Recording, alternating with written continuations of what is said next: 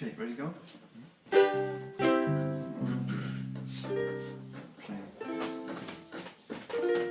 Okay, you got A sharp, B flat or A sharp, depending on your consciousness. Sharp or flat. F, C, and then back to F. That's all.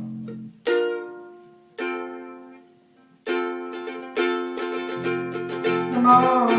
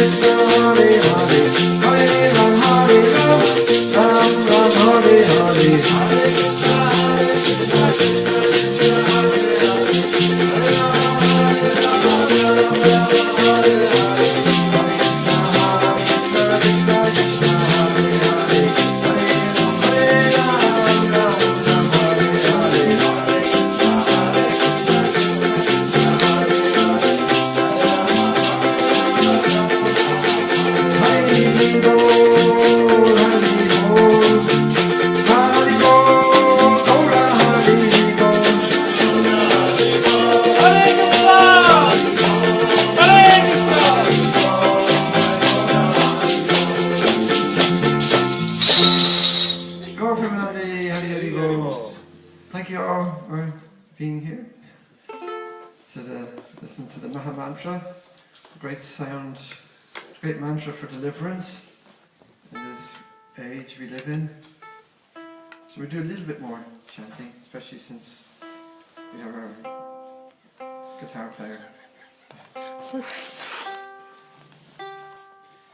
This one's tuned in if you want. Oh yeah, I got tuned in. This is tuned in. I got tuned in, yes. Right.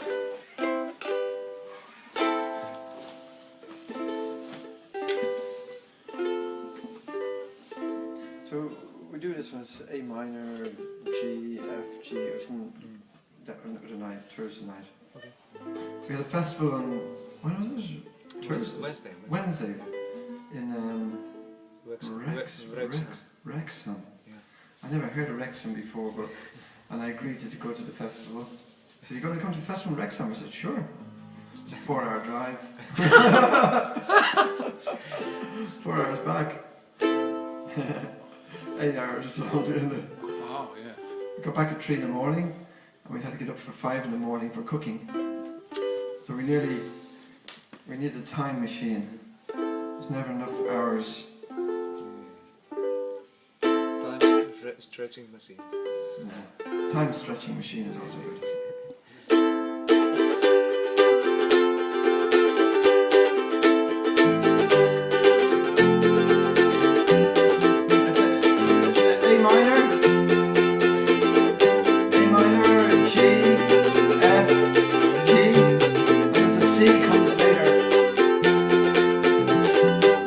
Hare Krishna, Krishna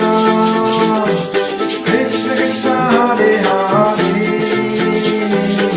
Hare Rama, Hare Rama, Rama Rama, Hare Hare.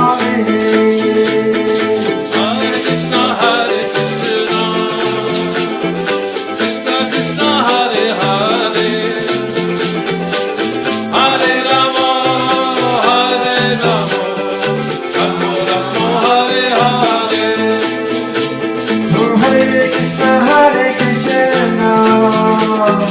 Krishna Krishna, Hare Hare, Hare Rama, Hare Rama.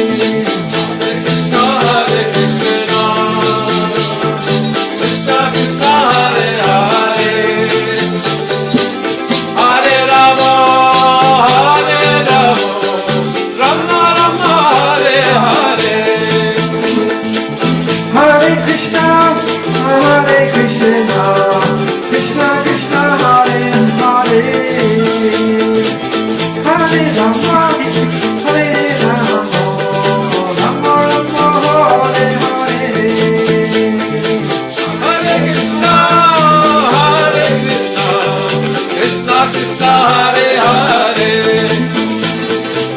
Hare Rama Hare Rama Rama Rama Hare Hare Hare Krishna Krishna Krishna Hare Hare Hare Rama Hare Rama Rama Rama Hare Hare Hare Krishna Hare Krishna Krishna Krishna Hare Hare Hare Rama Hare Rama Rama Rama Hare Hare Hare Krishna Krishna Krishna Hare Hare Hare Rama Hare Rama Rama Rama Hare Hare Krishna Hare Krishna Hare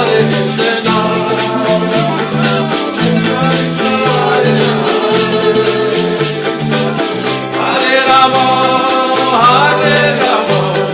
Rama Rama Hare Hare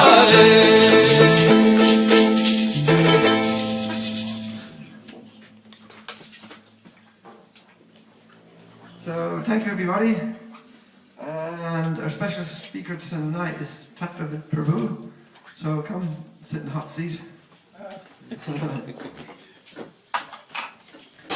So I usually give a few announcements what's happening. On Wednesday evening there's a demonstration in outside and down Whitehall, outside 10 Downing Street. It's about homelessness. So we're going there. We have a song. We wrote a song about homelessness, and our band will be there. And also, so we do that, and also we'll be doing some chanting Hare Krishna as well. And of course, lots of prasad for everybody.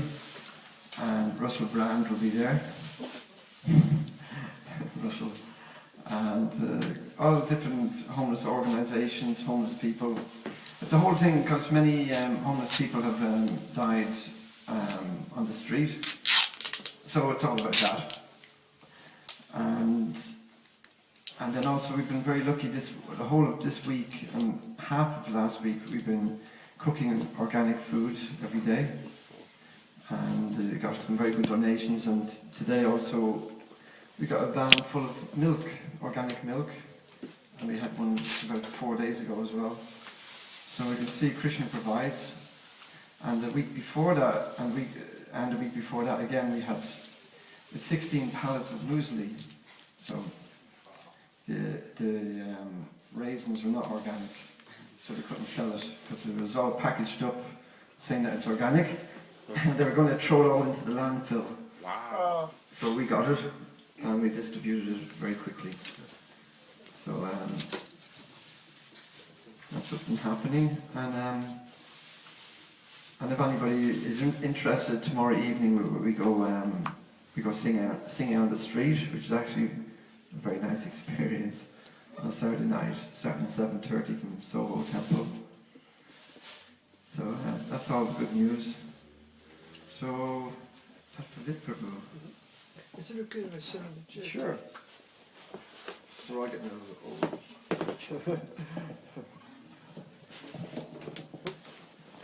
I can find it.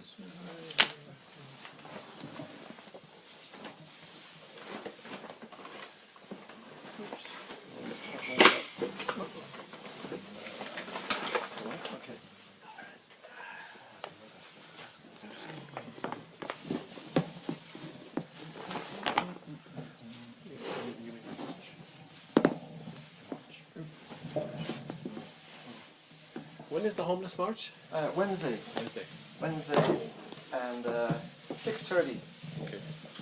Where exactly? It's outside Whitehall. Whitehall. And yeah, we got in the morning, no. Srinivas, he gets up early in the morning. See, for him that's late. What, 6:30? That's very late. Because he's going to chanting at 4:30. They say 4:30 is normal. So you should have, in the future, Srinivas, in the future when it's the whole of England's Krishna conscious and this Krishna conscious government, they'll be all having Mangal Arati at 4:30 down Whitehall. But unfortunately, that hasn't happened yet. And even 6:30, still they're not chanting their rounds and not doing it. And so how can they run a country like this, you know? So soon. It's 6:30 in the evening.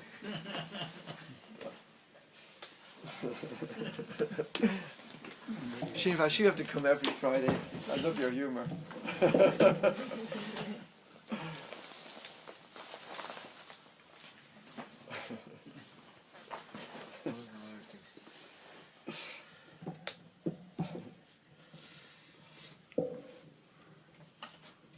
I would like to second what you said about chanting on the street on Saturday night.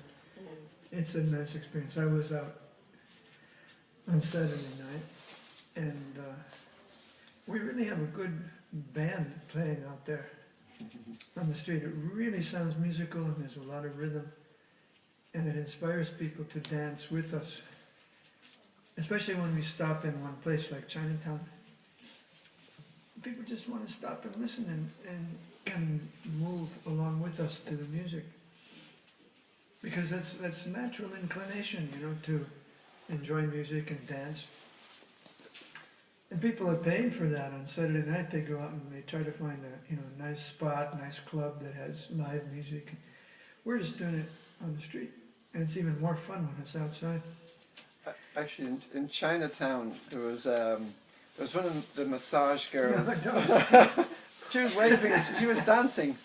She was, from up on the floor, and she was dancing to the chanting.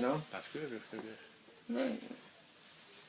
It's good. Yes. So even Positive. everybody, Yes. all the massage girls, can take part. Just before coming into the Matchless Gifts this afternoon, I was outside, and I noticed that a lot of people were taking a break after work. They were meeting up with friends, usually at a sidewalk cafe, and they were ordering beer, maybe some liquor, trying to unwind. And we're doing the same thing, getting together with Krishna conscious friends. So what I wanted to talk to you about today is the kind of difference there is between a devotee's life and the life of someone who's more dedicated to working hard to get ahead and thinking that happiness lies in getting ahead like that. Just to kind of keep it on a personal level and an informal level, I thought I'd tell you about my day to day, and how a devotee lives, and maybe you can reflect a little bit on the basis of what I'm saying. I was up before 3 o'clock this morning. I woke up and I was rested. I got up early. Usually I get up about 3:30, but today it was like I woke up about 2:30. So one of the things I do in my life is I practice some Ayurvedic recommendations, and just to give you the idea, some of these have to do with going to sleep, and some of them have to do with waking up. Just very simple things like when you rest at night, you can lie in one position for 5-10 minutes, and if you don't fall asleep, Ayurveda recommends, okay, turn over, turn into another position. Don't just stay in the same position for a half hour trying to go to sleep. Shift your position after 5 or 10 minutes, and then that relaxes the body in a new position, and then you get into a more restful state. And again, after 5 or 10 minutes, if you're still asleep, shift your position again, and pretty soon you'll be asleep. And when you wake up in the morning, the Ayurveda teaches us that you've been lying horizontal all night. Your spine has been in a horizontal position instead of a vertical position. So you don't want to just jump out of bed and stand up and get into a vertical position suddenly. Ayurveda says do this gradually. take 5 or 10 minutes, to just sit up on the bed and relax and just let the life airs in the body adjust to being in a vertical position. And you'll get a nice deep breath if you do that. You'll relax and you'll feel your breathing will be relaxed and you'll feel a deep breath and then you'll feel relaxed and ready to go. Things like that. Some keys to health.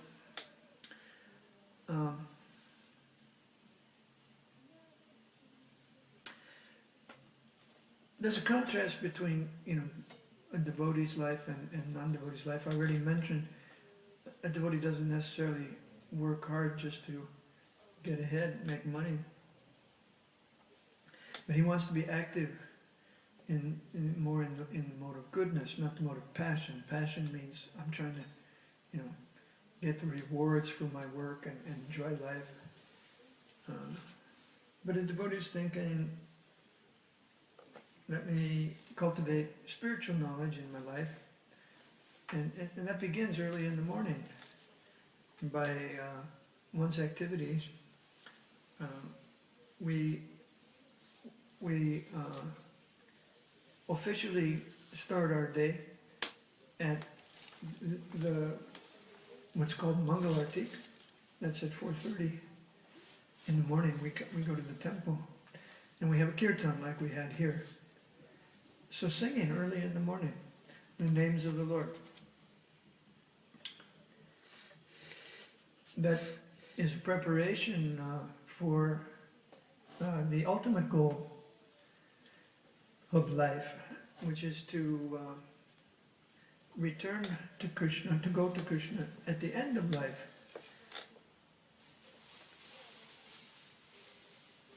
We don't think in terms of just one life, but we think my life is going to continue after this body ends, so the best thing is to go to Krishna, where I can live eternally.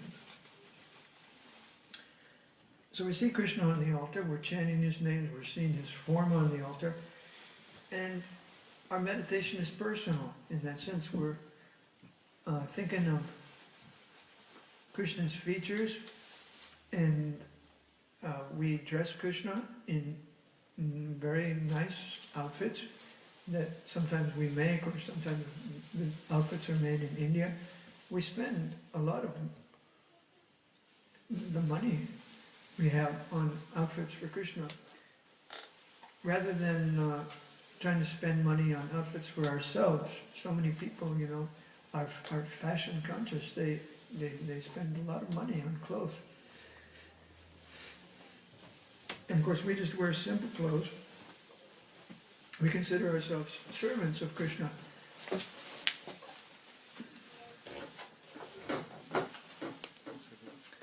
We decorate Krishna's altar with flowers, and we offer nicely prepared food made from good ingredients to Krishna. We put our hearts into making the food. When we put our hearts into something, that's called bhakti, or devotion. Offering God something from the heart, that's called the yoga of devotion. So we can do that in our activities and in our chanting also, when we raise our beautiful voices and sing Hare Krishna, Hare Krishna. If we do it wholeheartedly, Krishna really appreciates it. Krishna really appreciates it, that we're trying to find him in a wholehearted way.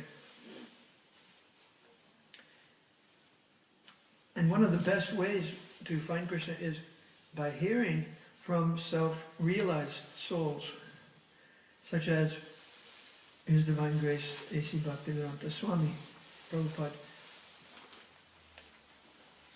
Once a week in our temples, we usually play a lecture that he gave, a recorded lecture.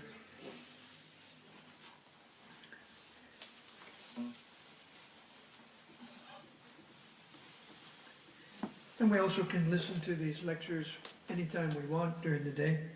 There's a whole archive of more than more than 1,500 lectures, I think.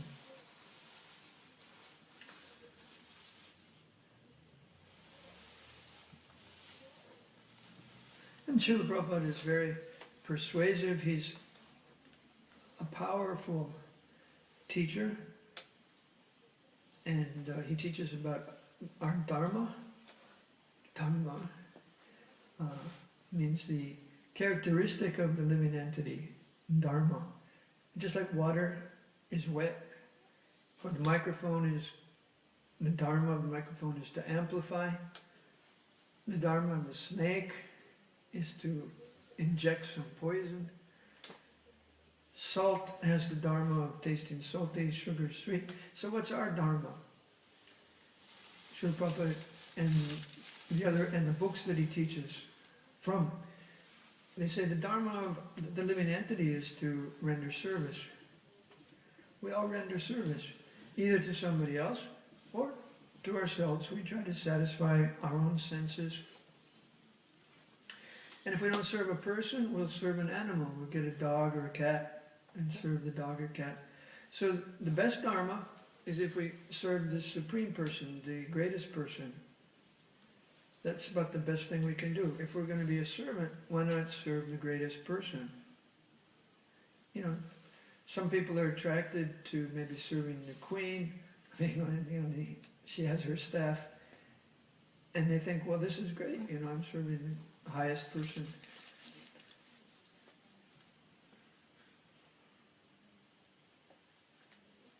So we can do that on a spiritual level. Krishna is characterized by having all attractive features.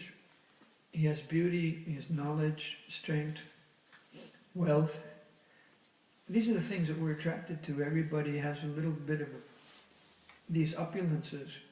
We have some knowledge, or we have some experience that makes us a wise person, a life experience. We have wealth or reputation. These are things we're attracted to, but Krishna has these things in full. We just have a percentage of these opulences. So this is our morning meditation. We hear a class, if not from Prabhupada, from one of the devotees who talks. Every day we have a class. So that's a good way to advance spiritually, to hear from persons who are practicing the science of how to realize yourself. Bhagavad Gita is all about how to realize yourself. Of course, we don't just sit and meditate all day, because we have practical duties to do also. So our self-realization includes performing some activities that we can identify with, that come natural to us, that we like to do, and we do them for Krishna. Some people like to cook, so they cook for Krishna. Some people... Is there a driver here, a taxi driver? No, he's not. Not here tonight? I heard that he one of the people who comes here is a taxi driver. Sometimes. Mm-hmm. Anyway, I'm an editor. I wasn't an editor before I joined ISKCON. I've been in ISKCON now for 40 years. I learned this by serving on the staff of our magazine, Back to Godhead magazine in America. And I do some writing also for the magazine. And in the last couple of years I started a blog. So I'm writing on the web sometimes. One of the reasons I became an editor and joined ISKCON is because I met a couple of editors in Minneapolis, in Minnesota, in America, the center of America, north, where Bob Dylan comes from, Minnesota. So I met a couple of editors who were working in New York on the ISKCON publications. They were in Minnesota for 1 week or a couple of weeks. And at the time I had graduated from college, but I didn't want to go on to graduate school. But I had this interest in reading. I really like to read and see what people wrote. So books were very interesting to me. And I met these two editors and I thought, hey, in ISKCON, in the Hare Krishna movement, there's even publishing. So maybe I could go into ISKCON and get involved in that on that level. So that's what I did. And one of the persons I met, it has recently come out with a book that I've been helping him with. Hello. This is a book that is called Vanity Karma. Vanity refers to the book of Ecclesiastes in the Bible. In the Old Testament, the book of Ecclesiastes. The author of Ecclesiastes contemplates and reflects, and he says, everything that we do, everything we try to accomplish in life, whether it's enjoyment or the pursuit of knowledge, ultimately, we can't hold on to it. It's just a temporary thing. So what do we really get out of it? It's like we don't get anything because we have to, die, and we give up whatever we accomplished in this world. So what are people working for? What are they gaining? They're not gaining anything, really.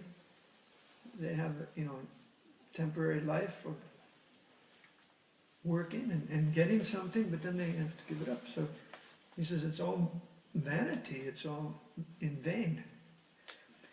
But he can't figure out many things because he doesn't know about karma, he doesn't know about rebirth, he doesn't know that the soul can take another birth.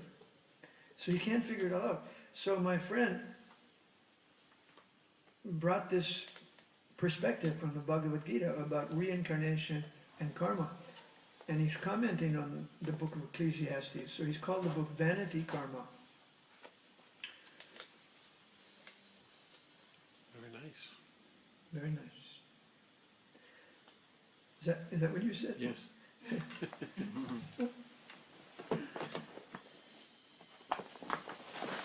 So very apropos, apropos, very. Yes. For the book of Ecclesiastes, you mean? Yes.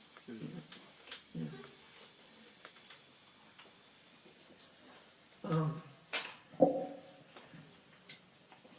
Hello, Hare Krishna, welcome. I was able to go to India in October. I spent the last 6 months there. I'm sure some of you have gone, but not all. I'm sure not all of you have gone to India, huh? Have you? No? You're in Mayapur, huh? Have you gone? No. Okay, well, India. The place I visited was called Vrindavan. I was there for the first 2 months, October and November. We have a very nice temple there. And this year we celebrated the 40th anniversary of the opening of the temple. Now, one thing you'll find in India, if you go to our temples, is that many Indian people come into the temple on a regular basis throughout the day. Just like maybe, in the West, maybe you have a lot of people going to church sometimes on Sunday. Not so much now, but, the idea of people flocking to a temple or flocking to a church, you see it in practice in India. Somehow the people just take that opportunity if they're able to pass by the temple during the day. They're very happy to go in and see Krishna. And Vrindavan in particular is a pilgrimage place. It's a place where people go to get away for seeing Krishna. Vrindavan is the place where Krishna performed his childhood pastimes. Some of you have read the Krishna book, or you've seen the Krishna book. That's the book that George Harrison funded for Srila Prabhupada. It tells the history of Krishna. So the place where Krishna grew up, that place is called Vrindavan. So, for this occasion of the 40th anniversary of the temple opening, my god sister compiled this book about the history of the Vrindavan temple. This is Krishna and this is Balaram. And the book is called Vrindavan is My Home. That's what Srila Prabhupada said. Vrindavan is my home. Now this book is really attractive because on every 2 pages there's 3 or 4 or 5 or 6 photographs.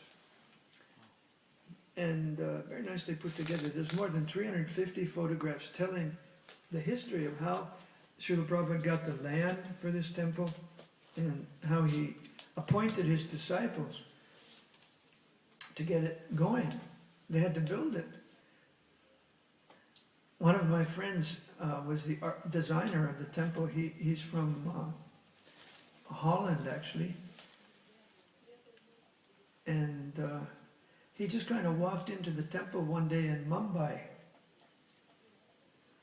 And he introduced himself to the devotees. He said, I'm from Holland, I've come to India to just, explore a little bit and maybe see some temples. And they said, well, that's great. You can stay with us and you can meet Srila Prabhupada. So he was introduced to Srila Prabhupada as a designer. And Prabhupada said, Krishna has sent you to design temples for him. So he became a follower of Srila Prabhupada very quickly, and he took up the service of designing temples for Srila Prabhupada. He designed a temple in Mumbai and a temple in Vrindavan. And he came to the 40th anniversary celebration in Vrindavan, along with about 100 of the early disciples of Srila Prabhupada who were there in the early 1970s. So it was a great reunion of devoted hearts, you could say, devotees who had devoted their early lives when they were in their 20s, who had devoted their lives to Prabhupada. Hare Krishna. You like that, Ornette? So beautiful. 20 years old, and they're, into this lifestyle,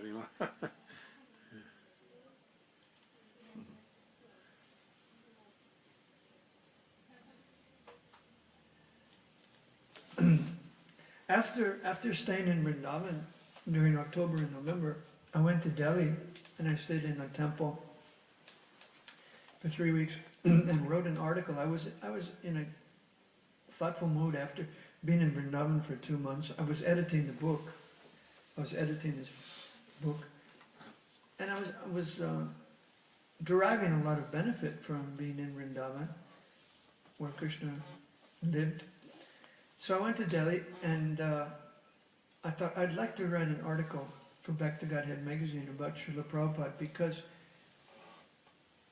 this year, 2015, is the 50th anniversary of Srila Prabhupada's leaving India to go to America 50 years ago this September. So I wrote an article reflecting on what Srila Prabhupada means to me, and I wrote from memory. I included a lot of my memories. And I also talked to one of our members in India. He's an Indian, he's from Maharashtra. He's a very good singer. You might have heard some of his kirtans, recorded kirtans. His name is Lokanath Swami. Yes. And he's a writer too. He sometimes writes articles and books.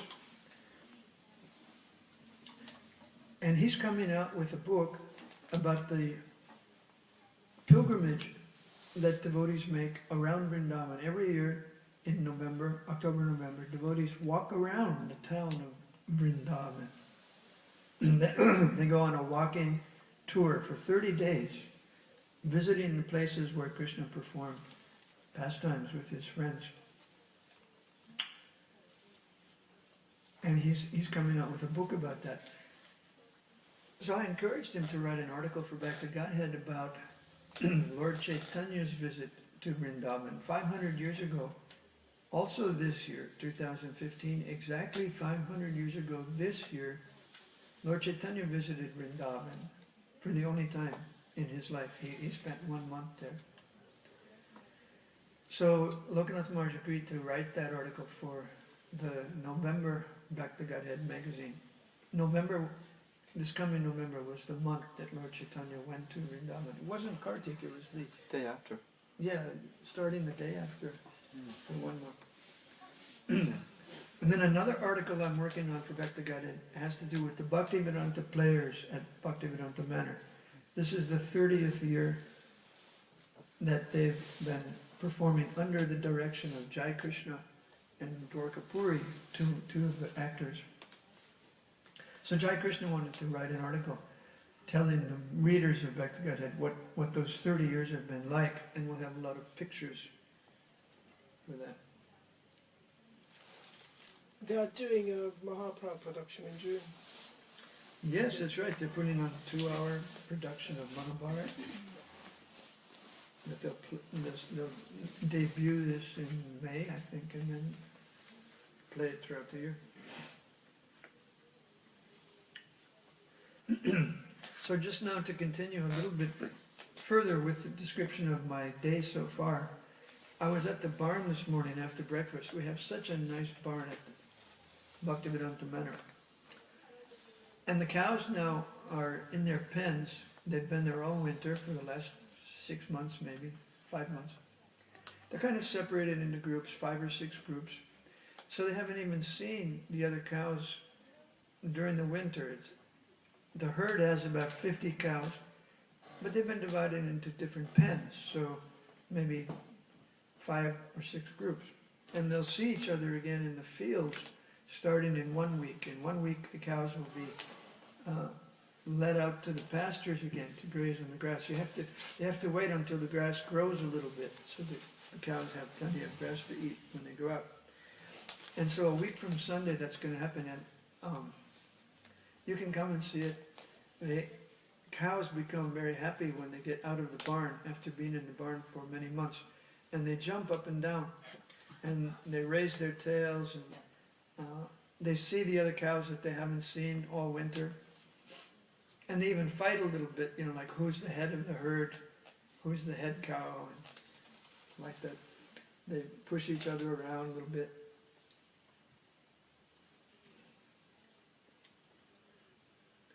Then one of my friends at the farm showed me a new plow that he bought on eBay. It's called a reversible plow. If you're driving this plow, you have it. An ox is pulling the plow. You get to the end of the row, and then you just turn the plow around and you reverse the blade, and then it plow. That's how it works. So he got this on eBay, and he was showing it to me. Then he said, "Why don't you walk over to the farm?" Because they were plowing at the farm yesterday. They're going to put in potatoes. So I went to see my friend Krishna Chaitanya, who is from Maharashtra. And he grew up farming in India, and he has a family. And he had really sore collarbones. His collarbones were sore today because he spent time yesterday following a plow when they were making the field ready to plant the potatoes. One oxen was being driven by another farmer, and Krishna Chaitanya was holding the plow behind the oxen, and it put a great strain on his collarbones because he was behind the plow for 10 hours yesterday, and he was just stiff and sore today.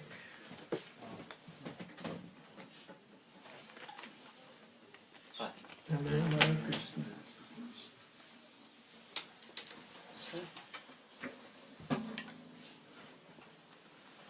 Then it was time for lunch, and I joined the brahmacharis.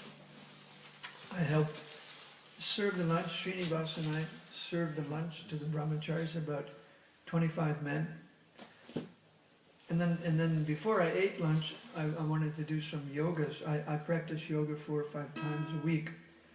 You know, I do downward dog and headstand and shoulder stand. My god sister is a yoga teacher in Los Angeles. She taught me how to do these properly. She's a teacher of Iyengar yoga. Maybe you've heard about Iyengar. He died last year after introducing yoga throughout the whole world. I met him in Zurich once. He came to his ashram in Zurich, and the ashram invited us Hare Krishna devotees to cater the lunch, because we had a Govinda's restaurant in Zurich. And they also needed someone to translate Mr. Iyengar's talk from English into German. So we were invited to do that. And I met Mr. Iyengar.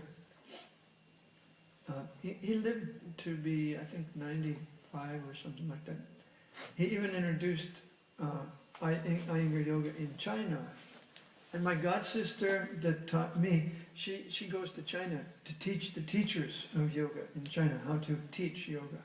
She has a yoga studio in Los Angeles, which is right across the street from the Hare Krishna temple in Los Angeles. She's taught there for 20 years. And she also teaches at the Iyengar place.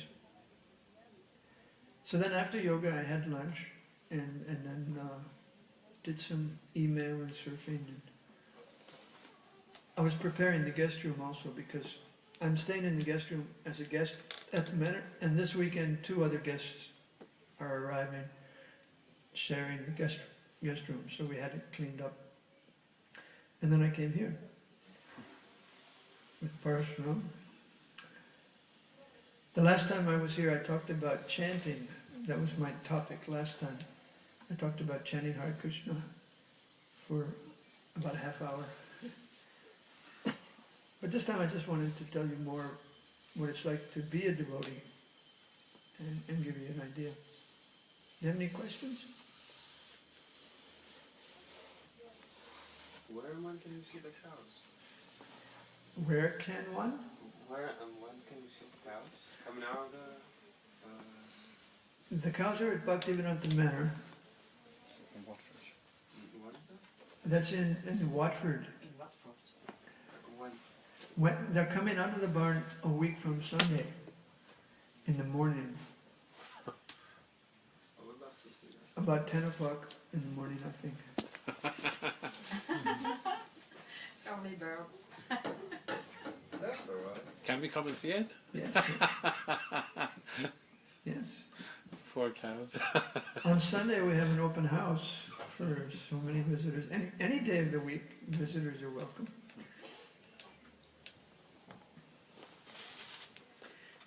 My friend who works at the barn, he was telling me that first they're going to let out 1 bull and his 3 cows.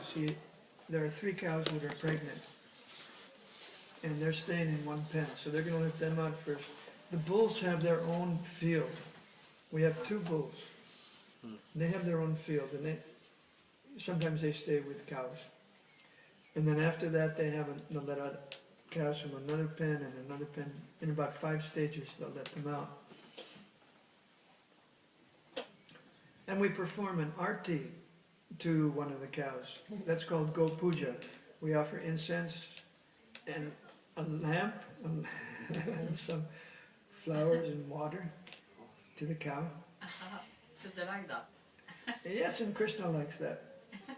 Krishna's known as a great friend of the cows. There's a mantra in Namo Brahmanya Devaya, Go Brahmanya Hitaya. Krishna is being praised in this mantra as the protector, the well-wisher of the cows. He himself personally takes care of cows in Vrindavan. Well, they are sacred, aren't they? Hmm? They are sacred, the cows. They are sacred cows, yeah.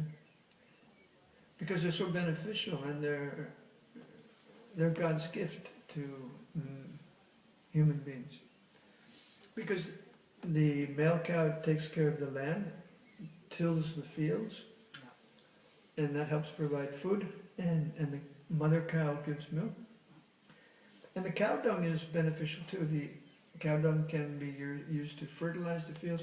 In India, the people make patties from the cow dung, and that For the fire. is for the fire. Yeah, they cook. That's their fuel sometimes for cooking. The dried cow dung.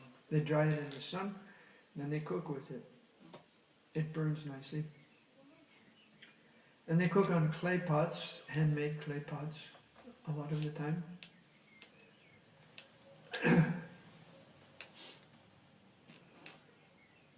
How many calves have you got? Have you got at the moment? More than 50. Oh, oh you mean cows, but calves? With cows, I mean everything. Calves, you're asking how many calves at the Yeah, moment? at the moment. Oh, they're not born yet.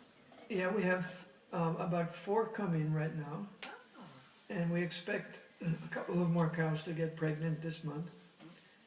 The other calves from the last year are grown up now. They don't look like calves anymore. They're kind of bigger. mature ladies. I have a question about, I mean, that manor has been there for many years. How do you guys manage the number of cows and stuff? I don't know. Does it get to be too many cows? Or Well, you limit the number. Oh. You limit the reproduction okay. according to the amount of land you have and the amount of space. Okay. In other words, you would separate the bulls.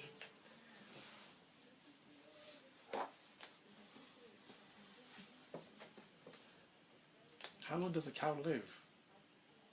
About 8 or 10 years, I think. Really? 20 years.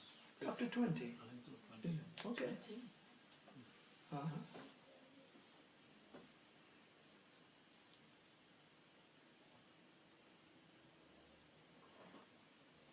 And you keep them until they die. What, please? You keep the cows until they die, natural causes. Yes, natural cause. Yes. We don't That's send the better. cows to No. be killed. So what do you do after they die? Do you bury them? The government has rules about that. Yeah, they have to be. I think in some cases, Cremated. I think they might be. I do not for sure. Srini. Are they No, I think they take it away, you know. are they incinerated? Yeah, they take it away. I think they're cremated. It's something. They have to be disposed of in a. No, we were cremating them before, but the RAPCA came in. But generally, what does the government suggest that be done with the dead cow? Burial or No, they take it away, means? And how do they dispose of the body? Burning? maybe. Yeah, some way. At that time, Prabhupada said you can take the useful parts of the cow. If you want leather, at that time you can take leather from the cow if the cow has died. Not that you raise cows just to have a leather industry and you kill the cows just for the leather. But that happens now. You know, people are very merciless to the cow. Yeah. With all animals, really. There's a new book. Yeah, all animals. I saw a new book called Farmageddon. And the author analyzes how destructive what he calls, I think he calls animal agriculture, how destructive that is. It's really hurting civilization.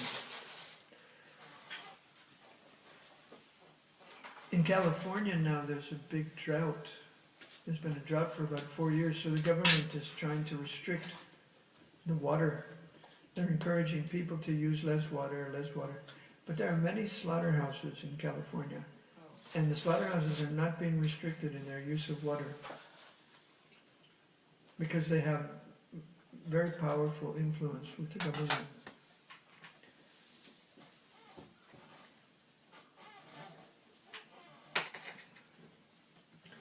It's a cowspiracy. They have a film out called Cowspiracy.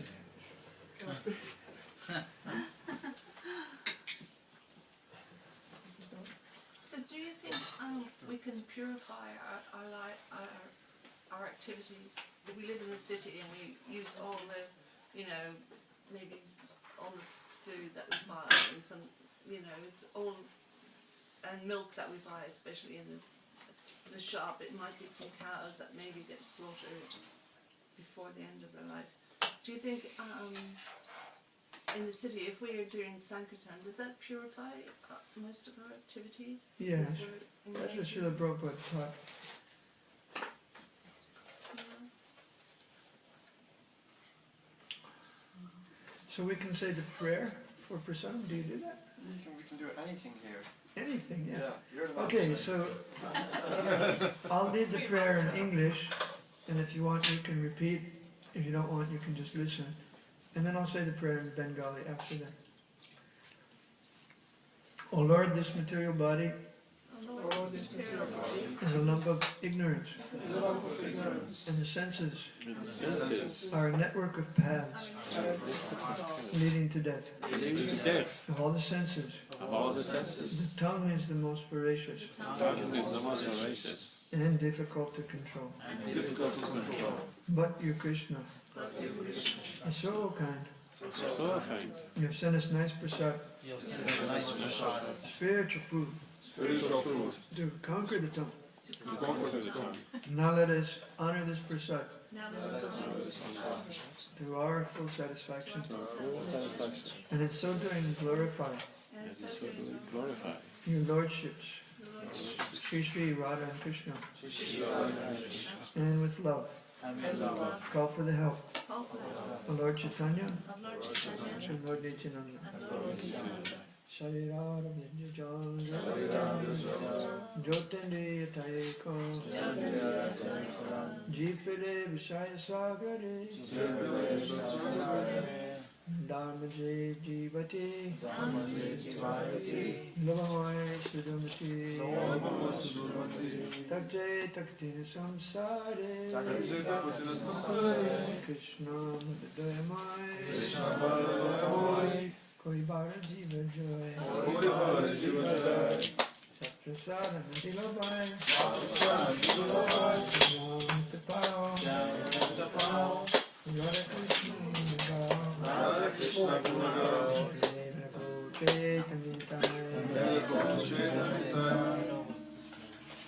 Sing Hare Krishna.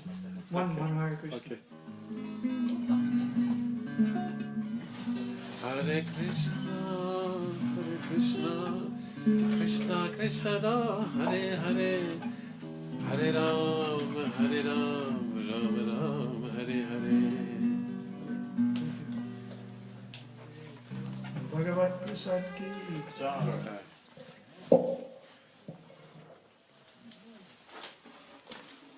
So all guys stay in London.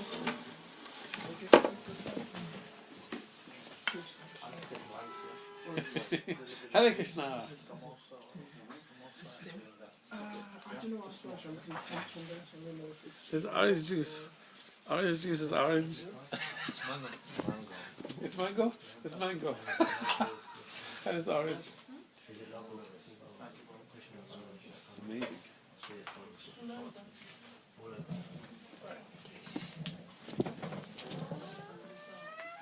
So Hare Krishna is totally Prabhu said. We go on Harinam actually every day, but Saturday night, if you're a bit shy, it's a very good time to come chanting on the street because 7:30, we have a big team, so you can just hide in the crowds. That's how I started. And in 2 weeks, Parasuram Prabhu sent me to the front again. So anyway, he just gets swept away by it. And also Tattvavit Prabhu will be there, and his godbrothers too. Are you going to be there? Tomorrow. That's, yeah. You know. My brother, can I ask you something? It's my second time here in Hare Krishna, and I'm very new to the whole movement and thing. I'm just intrigued in the whole so, what is Krishna? Is it a god? Is it a god? It's a god.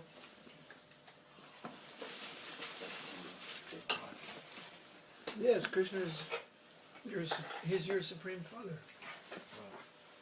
Krishna says that all of us So it's not me,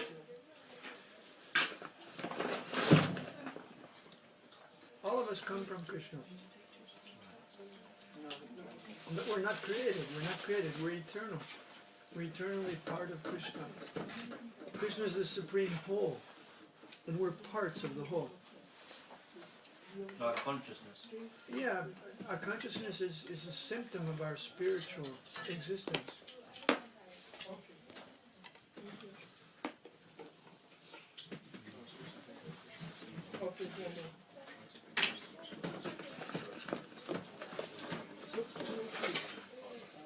Two. Right, really? Okay, that's okay. We keep here first.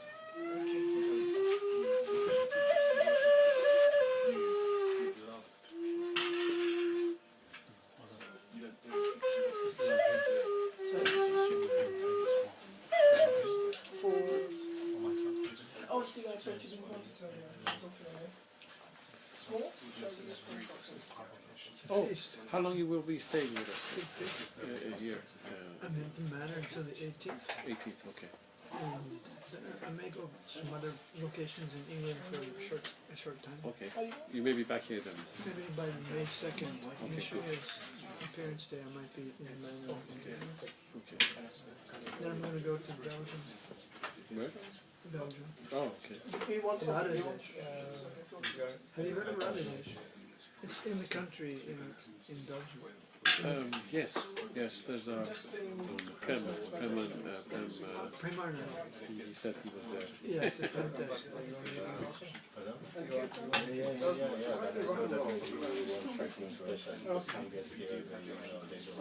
I didn't know about the yoga studio.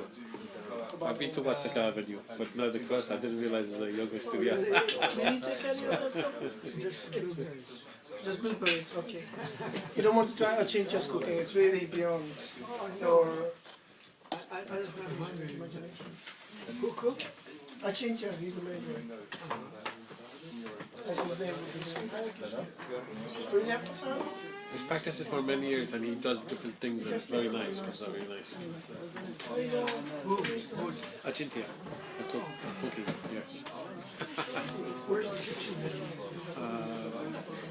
I think that they cook it at the manor, bring it, or they cook something here. I'm not sure.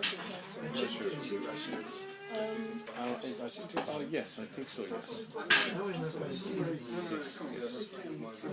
From St. Petersburg. Oh, he's the sister. Oh, okay. That's my favorite, actually. Blueberries are my favorite. I also